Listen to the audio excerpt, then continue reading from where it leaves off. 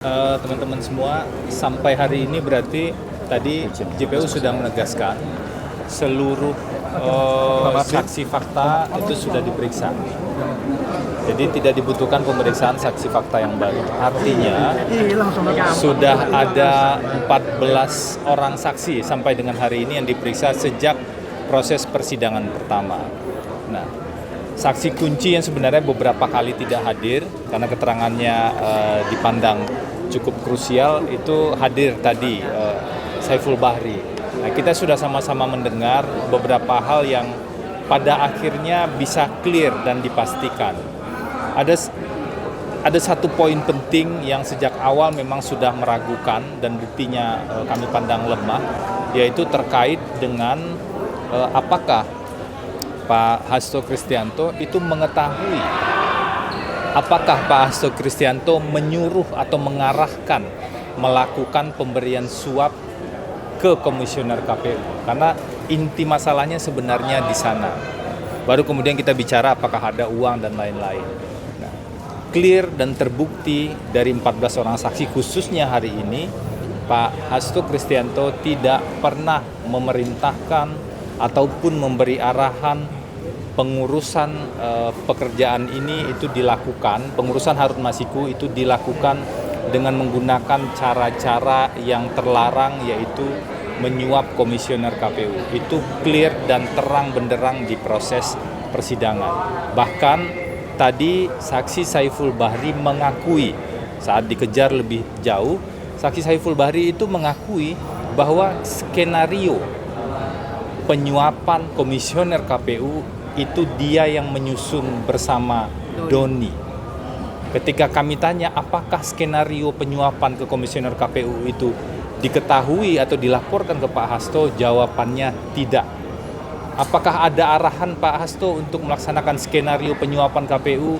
Tidak ada arahan. Tegas sekali tadi dikatakan skenario penyuapan terhadap komisioner KPU itu disusun oleh Saiful Bahri bersama Doni Tri Istiqomah. Sehingga sekali lagi kita betul-betul harus secara clear memilah dan memisahkan mana keputusan PDI Perjuangan, keputusan partai yang dijalankan di jalur yang sah secara konstitusional, yaitu judicial review dan fatwa Mahkamah Agung, dan mana gerakan-gerakan tambahan atau skenario-skenario di luar perintah resmi itu. Jadi ini harus dipisahkan secara jelas. Dan itu yang pertama. Yang kedua juga terbukti bahwa dan Saiful Bahri itu menerima dana yang bahkan lebih besar daripada dana yang diterima oleh Wahyu Setiawan. Kalau kita ingat ke persidangan sebelumnya. Artinya apa? Wahyu Setiawan sebenarnya terima total sekitar 150 jutaan. Sementara uang operasional yang sudah diberikan oleh Harun Masiku adalah 1,25 M. Anda bayangkan, siapa yang menikmati selain dari 150 juta itu? Artinya apa? Ada pihak-pihak lain yang mendompleng. Ada pihak-pihak lain yang membonceng proses ini untuk keuntungan pribadinya. Dan hal tersebut terang benderang terbukti dari rangkaian persidangan khususnya hari ini.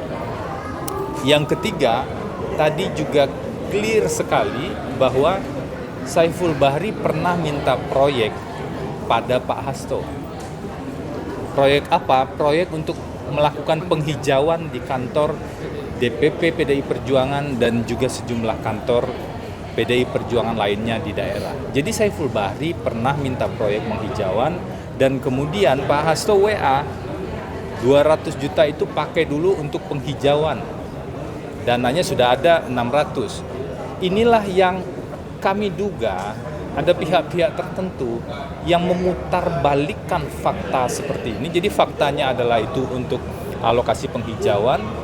Saiful Bahri meminta proyek tersebut, Pak Hasto memberikan meng-approve secara lisanan kemudian melalui WA dan surat edarannya juga ada. Fakta ini diputarbalikkan seolah-olah selisih 600 dengan 200 itu adalah uang yang akan diberikan pada Wahyu. Inilah yang kami selalu ingatkan dari awal. Hati-hati dengan pemutarbalikan fakta, hati-hati dengan pencampuran fakta dengan asumsi.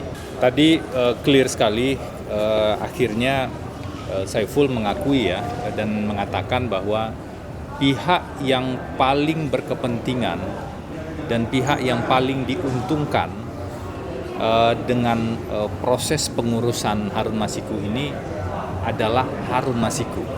Jadi kalau Harun Masiku adalah pihak yang paling berkepentingan atau pihak yang paling diuntungkan, maka berkesesuaian dan wajarlah bagian dari keterangan Saiful yang lain yang mengatakan Harun Masiku berupaya berulang kali untuk menemui dan bicara dengan Saiful dan bahkan menyanggupi seluruh dana tersebut akan diberikan dari Harun Masiku 1,25 miliar, 1,5 bahkan dia menyanggupi. Ini sejalan sebenarnya. Kenapa ini penting kita sampaikan dan kita clearkan? Jangan sampai seolah-olah pengurusan Harun Masiku ini diarahkan seolah-olah itu kepentingan dari Pak Hasto. Pak Hasto nggak punya kepentingan sama sekali. Karena dalam rentang waktu di Desember itu, Pak Hasto concern pada peristiwa yang jauh lebih besar pada saat itu dibanding 1-2 orang caleg ini, yaitu peristiwa Pilpres 2019. Jadi ada tugas yang lebih besar yang sebenarnya dijalankan pada saat itu.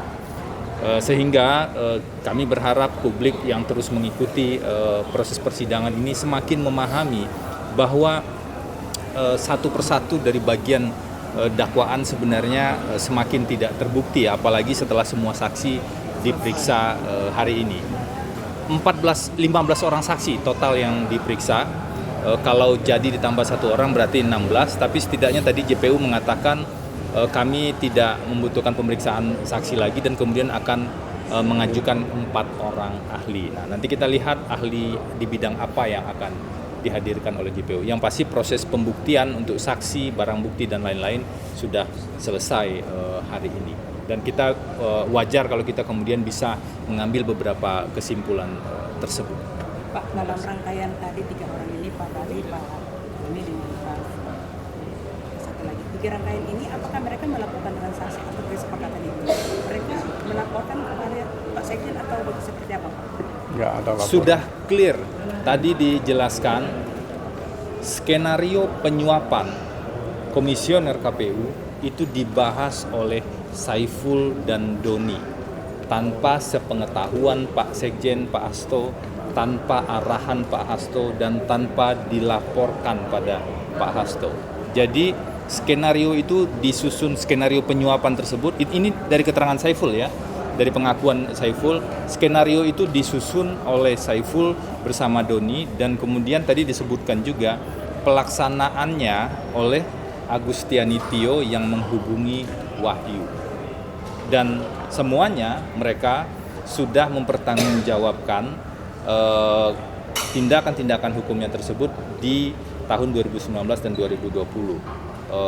Saiful, Wahyu, dan Agustiani Tio sudah menjalani hukuman. Dan tadi dikatakan saya sudah bertanggungjawabkan itu.